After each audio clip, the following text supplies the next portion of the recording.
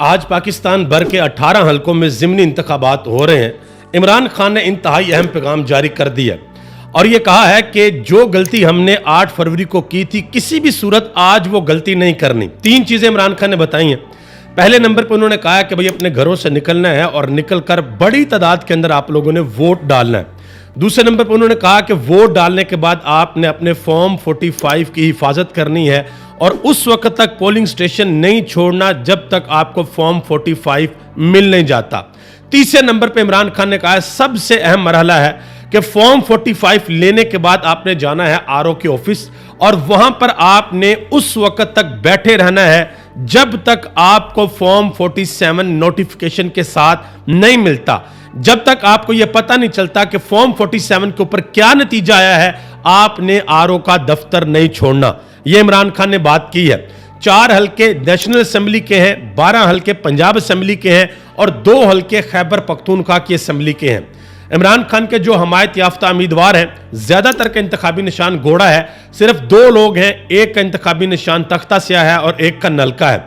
तो आज के इंतखाबी निशान की अगर बात करें तो वो है भाई घोड़ा। 8 फरवरी को तो पूरा जहेज का सामान था, लेकिन आज सिर्फ घोड़ा है। देखना यह है कि इस रेस के अंदर अब कौन जीतता है। मुखालफ उम्मीदवार जीते हैं, नून लीग पीपल्स पार्टी या कोई और जमात जीती है, या फिर इमरान खान के लोग जीते हैं। इस वक्त तक के जो सर्वेज हैं, उन सर्वेज के मुताबिक तमाम सीटों पर पाकिस्तान तहरीक इंसाफ जीत रही है। लेकिन पाकिस्तान तहरीक इंसाफ की तरफ से यह भी कहा जा रहा है कि धांधली के बड़े लेवल के ऊपर इंतजामात किए गए हैं कि पाकिस्तान तहरीक इंसाफ को जीतने नहीं देना। क्योंकि अगर यह ज़िमनी इंतखाबात पाकिस्तान तहरीक इंसाफ जीत जाती है तो इस गवर्नमेंट की पहले किसी किस्म की कोई क्रेडिबिलिटी नहीं है, तो और क्रेडिबिलिटी इनकी डाउन हो जाएगी। इस हवाले से एक बड़ी खबर है, वो मैं आपके साथ शेयर करने के लिए जा रहा हूं। अब बाजोड़ का हल्का है जो कि गालिबन NA8 है।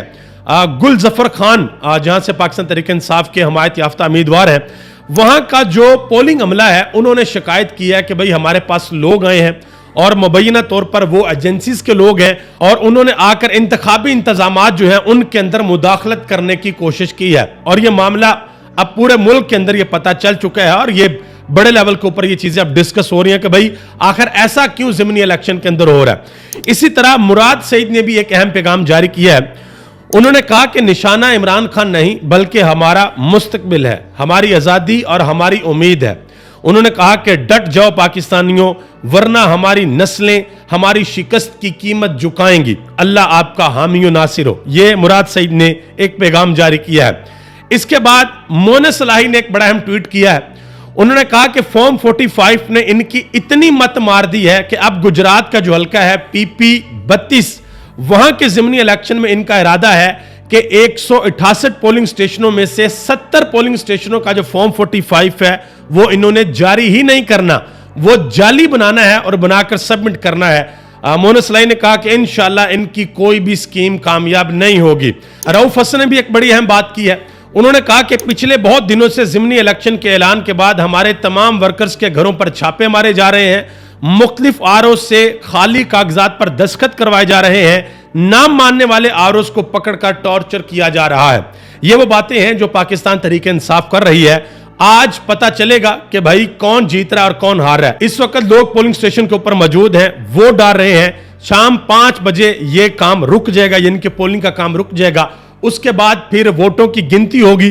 वोटों की गिनती होने के बाद फिर फॉर्म 45 मुरतब किए जाएंगे और फॉर्म 45 के ऊपर ना सिर्फ प्रिजाइडिंग ऑफिसर के साइन होते हैं बल्कि जो पोलिंग एजेंट्स बैठे होते हैं मुख्तलिफ सियासी जमातों के, उनके भी साइन होते हैं और वो होता है असल फॉर्म 45।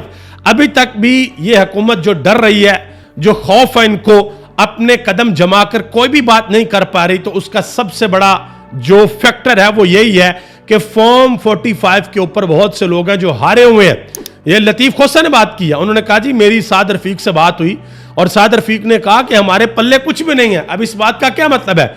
इस बात का मतलब यह है कि हमारे पीछे अवामी ताकत नहीं है। हम अवाम के अंदर अपनी जड़ें बिल्कुल खोखली कर चुके हैं। अवाम हमारे पीछे नहीं है, अवाम की सपोर्ट हमारे साथ नहीं है। तो इस वजह से इनको डर लगा हुआ कि भाई किसी भी तरीके से हमने ये सीटें बचानी है।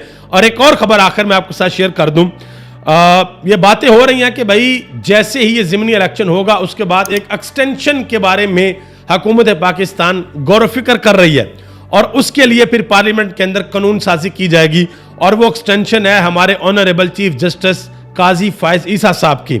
इमरान खान ने गालिबन खत लिख दिया है या वो सोच रहे हैं खत लिखने का, पूछेंगे काजी फायज ईसा से कि क्या आप एक्सटेंशन ले रहे हैं या नहीं ले रहे, और इसके अलावा जो उनकी पार्टी के साथ नाइंसाफियां की जा रही हैं उसके बारे में भी इमरान खान खत लिख रहे हैं कि भाई ये जो हमारे साथ नाइंसाफियां की जा रही हैं इनके ऊपर सो मोटो लिया जाए और हमें इंसाफ दिया जाए। आप सबका बहुत बहुत शुक्रिया।